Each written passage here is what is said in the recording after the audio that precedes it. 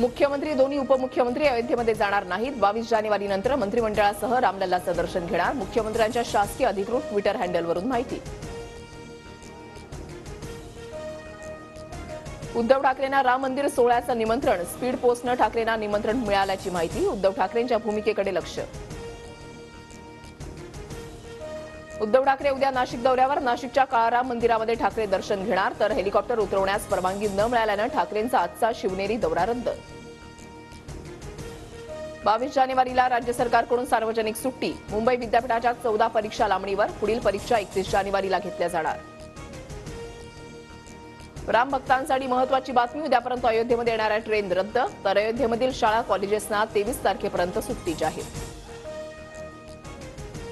राम मंदिर सोहळ्याचा उत्साह। संपूर्ण अयोध्या नगरी सजली। राम मंदिराच्या मुख्य प्रवेशद्वाराला विविध रंगी फुलांची आकर्षक सजावट। देशभरातून भाविक अयोध्येमध्ये दाखल। आझाद झालं पाहिजे, याच तारखेला मिळायला हवं असा हट्ट नको। जरांगेंच्या भूमिकेवर अजित पवारांची प्रतिक्रिया। मागासवर्ग आयोगातर्फे 23 जानेवारीपासून युद्धपातळीवर सर्वेक्षण होणार। यंत्रणा सज्ज ठेवा, गावोगावी दवंडी द्या।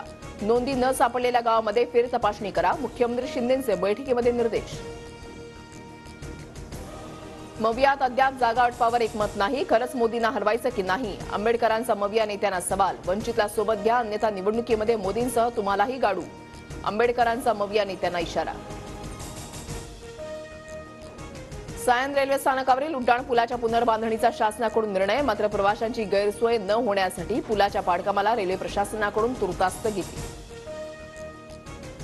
मुंबई मॅरेथॉनच्या ड्रीम रन मॅरेथॉनला सुरुवात। विधानसभा अध्यक्ष राहुल नार्वेकरांकडून झेंडा दाखवून स्पर्धेला सुरुवात। मुख्यमंत्री शिंदेसह छगन भुजबळ उपस्थित।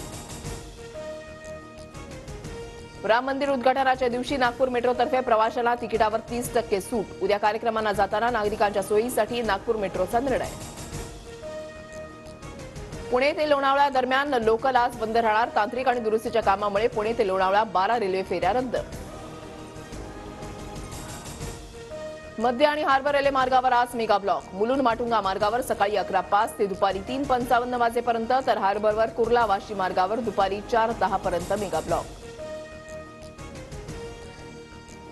राज्यात 62 नवे कोरोना रुग्ण, एकाचा मृत्यू, तर राज्यातील कोरोनाबाधितांची संख्या 456 वर।